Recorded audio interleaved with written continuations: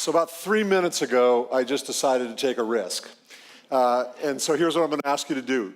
We have forced upon you something that is absolutely antithetical to everything you've heard over the last 2 hours and everything I'm going to say, which is 6 or 7 people standing up and talking at you while your butts are getting sore sitting in those pews. So please, I'm going to ask you to stand up and shake it out a little bit, and here's the risk. A few of you are going to sneak out like those folks already did, but that's the risk I'm willing to take. So just stand up for 10 seconds and high five the person next to you or something like that.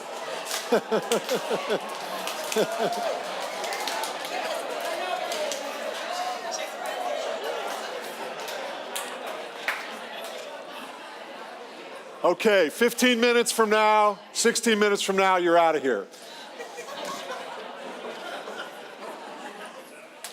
So I have to tell you that when Bo called me or emailed me about 3 months ago and asked me to come down here, I put it on the calendar, and about a month later, I told my wife I was going to Atlanta this week for basically no money for a plane ride and a paddle and the kayak with Bo and a couple of meals. And she looked at the calendar and she said, "You're going to Atlanta that week?" We have 60 people coming over to our house on Saturday for our son's wedding reception. Let me just say, I said, but it's for Bo and Mount Vernon. She got okay.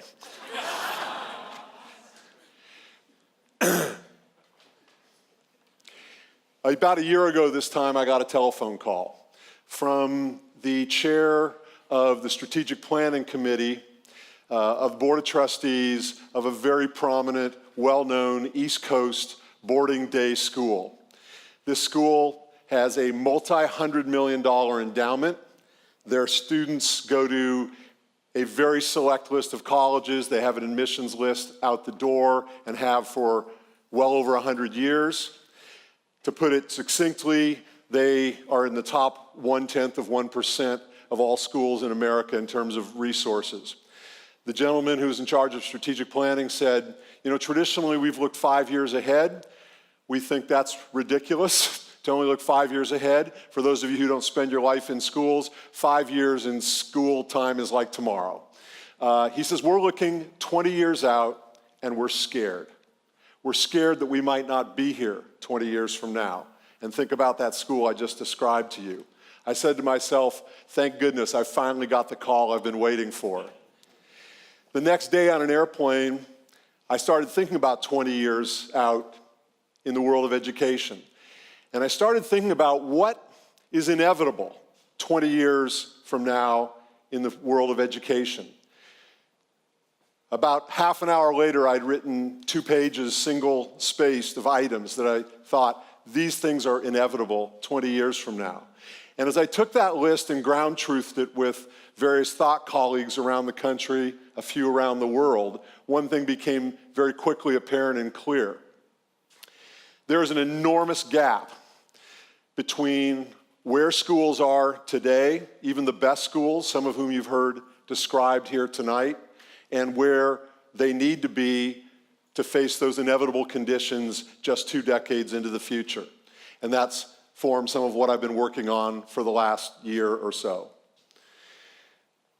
Our world has undergone a fundamental mutation in the relationship between producers and consumers everywhere in the world and across virtually every industrial and commercial sector. The sort of metaphorical example we use is, and this mutation is a 180-degree reversal in that relationship between producers and consumers. 20 years ago, 15 years ago, large organizations, large companies, institutions essentially said to the consumer, this is what I have to sell you, you're going to buy it, and we all did. That relationship is reversed now. We as consumers say this is what we want to buy, you're going to sell it to us. The metaphorical example is the music industry where 10 years ago we all bought a CD with 12 songs on it for 20 bucks from Sony Records. Now we buy songs off iTunes for $1.99. In the 3 years after Steve Jobs and Apple came out with iTunes, the revenues from music sales in America dropped by 80%. That is a fundamental mutation in an industry. Nowhere has that mutation been more apparent than in K-12 education. 20 years ago, less than 2 generations of students ago in K-12, the market was essentially distributed like this. There were 3 types of schools essentially in America. About 90+% of students either went to a free public school, a parochial school that cost X dollars a year, or a private school that always cost about 2X. It's a function of the student-teacher ratio, essentially. That was 20 years ago. Today, we have a radically distributed market for K-12 education. The range of choices available to families cover all these different types of schools. In the market where Caleb and I live, in the area of San Diego Unified is the 2nd largest school district in California with about 350,000 students. 2 years ago, 50% of students did not go to their neighborhood school. That number 20 years ago would have been about 10%. You've seen a lot of these exponential curves, and I'm going to show you one later on. That is an exponential curve, and it's continuing to steepen. So that's the condition of the marketplace of K-12 education that's already in our rearview mirror. What are the drivers of this? You've heard about some of the drivers tonight. You've heard about, obviously, we have a freedom of customer choice. You've heard about jobs of today and the future from Kauai. A lot of people think that's the sole driver, that if we don't educate our children differently, they won't get a job in the future. That's not the sole driver, because we don't educate students just to be able to get a job, or I pray God we don't educate students just to be able to get a job. We know a tremendous amount about differentiated learning strategies now, and we have the technology to differentiate learning strategies for students that we never had in the past. We have free and open access to knowledge. Every one of your children and 4 billion people in the world have access to free and open access to knowledge right here in their pocket. And as you heard from Glenn, we know so much more about how the brain actually works today that we can teach in different ways than we have in the past, and our students can learn in different ways. But perhaps most importantly, and here's the big one, here's the real reason why we've had this incredible differentiation of and change already in schools. It's because we actually want schools to be different. You want schools to be different than they have in the past. I've done various crowdsourcing sort of exercises over the last 2 or 3 years, and this is just one of them. If we had more time, I would have asked you to do this today. I asked people, what's the one word that describes what you want your school to be? I took 2,000 of those, some of those off of Twitter chats and tweets, and some of them in workshops, and some of them in conferences. And there's a word cloud of 2,000 responses from adults, from teachers, from parents, from administrators. What do we actually want our school to be? You cannot find in that word cloud, I want our schools to be really good at teaching APs. Or I want our schools to be really good at our kids remembering the quadratic formula. Because nobody says it. You cannot find in these word clouds, I want our kids to be good at performing on standardized exams. This is what we want from our schools, and that's what people are seeking today and in the future. So we have this rock of traditional education that has a tremendous amount of inertia, and it hasn't changed very much in many, many years, but it's starting to roll. And this rock is going to roll. It's inevitable that it's going to roll. And the inevitability comes from the fact that human systems have never withstood the tension between what we have and what we need or what we want. The agricultural revolution, the big revolutions in human history, the agricultural revolution took a couple of thousand years. The Industrial Revolution took a couple hundred years. The Information Age revolution, a generation and a half. You see what's happening, the increase in the rate of change. And some people, some really, really smart people, believe that the singularity, that point where computers start to become self-learning, is less than a generation away. So that rock of education is going to roll whether we like it or not. That is inevitable.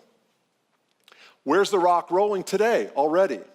Well, I'll start off at a really high level, and I'll quote Bo, or I'll pseudo-quote Bo. Bo has said that for decades, schools have essentially been teaching organizations, and we need to become learning organizations. We need to focus not so much on what we teach, but how we learn. Because of the dynamism and the ambiguity today and in the future that you've heard all these speakers talking about, these Organizations in which we're also devoted have to become actively learning organizations, and that includes both our students and our teachers and the rest of our adults and you parents working together on that. Those of us that work in this a lot have finally started to coalesce around a term that describes a lot of what you've heard today, the type of learning that takes place at High Tech High and at St. Andrews and at Mount Vernon, and some of the amazing things that I saw this week from the preschool all the way up to the iDiploma group in the upper school. We call it deeper learning. It's based around the student, engagement of the student, the curiosity of the student, learning of the student. There's a lot of depth to this that we're not going to go into, but so many schools that understand that we want to change schools. We want schools to look like that word cloud I showed you a minute ago, arrive at this conclusion of deeper learning. We don't have to reinvent this wheel completely. A lot of this wheel was created by people like John Dewey and Maria Montessori 125 years ago, and we're just finally getting back to remembering that students learn when they're allowed to have an experience which creates engagement, which leads to passion, which leads to deeper learning. The schools that get to this point of understanding this is what we all really want, or what the majority of us really want, all inevitably get to the point where they understand the box that we're currently in, the box that forms the traditional educational system. It's a box into which we put students that says, you're going to spend this amount of time in this physical space, this classroom, learning this subject with this teacher, with this cohort of students, and that box is going to move along an assembly line that's calibrated to move at the rate of 1 increment per biological age of the group of students. When we know that that's not how students learn well, but that's the box that we are currently in. We cannot go from that box. We cannot go from a traditional learning system, a system where you've got all that crap on the blackboard that was shown in the last talk, to this point of deeper learning by tweaking that box. We have spent a tremendous amount, an incalculable amount of financial, personal, people, and intellectual capital over the last decades and century on what I call the hardware and software of education. Campuses, people, computers, textbooks, curriculum, professional development, et cetera, when what we have to be doing now and in the future is we have to rebuild the operating system of K-12 education. The operating system that has not been changed. Think about this. An operating system that has not been changed or reimagined for 150 years. And that's just a fact. Schools essentially operate now as they did 150 years ago. That's what's going to happen, and it's inevitable that this will happen over the next 20 years. So what does this inevitable future look like? I want to share a few ideas with you, and as I throw these out, and I can't spend a lot of time on each one of them, I want you to think about how each of these contrasts with your learning experience and perhaps the learning experience of your child today or over perhaps the last decade. The first one is this. We are in the adolescent, very early stages of development of what I call the cognitosphere, others call the Metaverse, which is a global social neural network. Now that's a bunch of big words all thrown together. Global social neural network, perhaps the most dramatic evolution in the history of humankind. A network and a system that allows the creation, flow, and management of knowledge, which is the basic reason of existence for schools, to and amongst anybody in the world that has an internet-connected device, which today is a couple of billion people, and within 10 years will easily be 4 billion people. Seamless global connection in both social and neural sense across the globe. And schools, and you see I have school in quotes there, because I've started using school in quotes a lot. Anything we can imagine as school 20 years from now will be both physical and virtual portals into this network. Teachers, perhaps the most critical cog in schools, will have reimagined and redesigned themselves, not as purveyors and handlers and pushers of knowledge, but words like we use like mentor, coach, facilitator, farmer, and perhaps most importantly, co-learners and lead learners along with their students, as together the students and teachers design learning routines in this era of accelerated ambiguity and dynamism in the world around them. Virtual reality is going to be an utter game changer in education. Virtual reality in which billions, as you heard earlier, billions are being invested already, allows learners of any age to deeply connect with each other anywhere in the world, connect with deep, rich content and knowledge anywhere in the world without regard to the boundaries of a classroom or a campus, two of the fundamental parts of the school operating system. Every educator knows that learning is based in with two principal buckets. Learning is both relational and transactional. And every educator over there in that section will tell you that of the two of those, relations and transactions, the relations are the more important.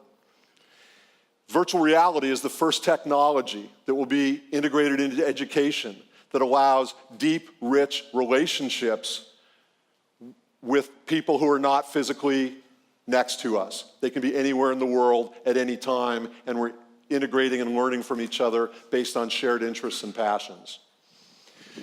The sum of human knowledge and increasingly nuance will be available to anybody in the metaverse, anybody with a connected device, without the need to query a computer or understand computer language other than the one I'm speaking right now.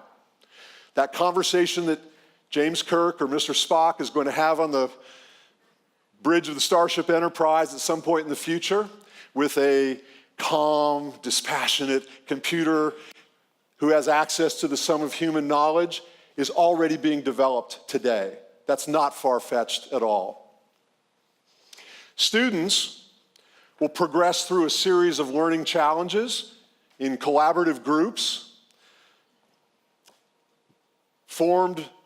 groups formed out of common interests and passion and their performance, not because they grew a year or they aged a year or they performed to a certain level on a standardized test.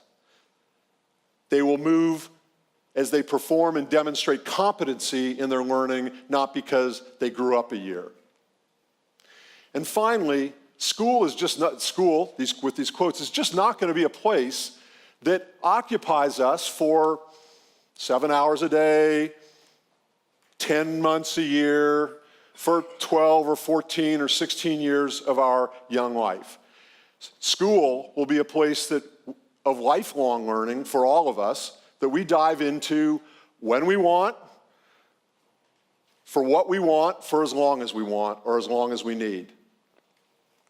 Now, if this description sounds like technobabble, it's not. Technology is not what drives change. Technology has never been a driver of change in anything. Technology enables change. The Wright brothers built an airplane, but it was the Earharts and the Lindberghs who allowed us to reimagine a globe collapsed in distance. It was the math nerds at Bletchley Park and at Bell Labs who created computers, but it was the Jobs and the Gates and the Wozniaks who democratized that technology that allow all of us to imagine and dream in ways that we never could have in the past. So technology is an enabler that is going to allow education to go in directions that have started to be described by a number of the speakers tonight. So let me say something about trajectory. Think about rocket scientists at NASA, who are the smartest people in the world, at least as smart as the double E's, because they got a lot of double E's in there and other types of smart people. Rocket scientists say, okay, we're going to send up a satellite, and we're going to intersect this asteroid 10 years from now, a bajillion miles away, in the middle of the universe, and we're going to make those two little things hit at a particular point in time. Well, they have to calculate one hell of a trajectory to do that. And they launch off One thing they always do is they make sure they've got some fuel on board, because over that 10 years, you know what, they're probably going to have to make some mid-course corrections. And here's the thing about trajectory. The closer you get to the target, the harder those changes are to make. You get too close to the target, you're not on the right trajectory, I don't care how much fuel you have on board, you ain't going to get there. Here's the reality of trajectory in the past and the future of schools. 40 years ago, if that vertical axis has changed, 40 years ago, yeah, most schools in 1975 looked about like that. And these are big, wide clouds. I'm not going to try and justify the particulars of this. This is a thought graph. But 40 years ago, most schools looked kind of like that, okay? And today, 40 years later, most schools are about like that. Some are farther along a trajectory, some are farther behind, but most schools haven't changed very much in the last 40 years. I know, because I'm old enough to have been in school 55 years ago. In the future, there's that curve that you've seen so many times tonight. And what is important about this, there's a lot of things that are important about this. I could be wrong by 50%.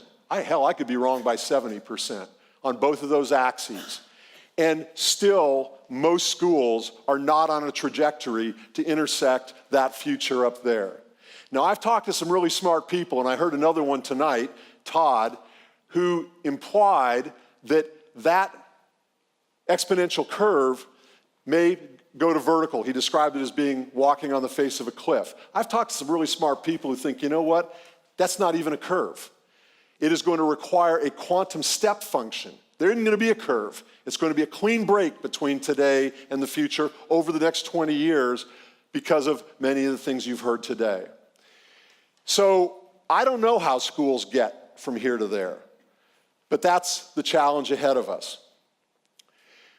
I've shared a lot of this with a lot of people, and one of the people I've worked with deeply is a gentleman these folks over here know named John Gulla. He's the director of the E. Ford Foundation. Between the two of us, we've visited something like 350 or 400 schools in the last 4 years.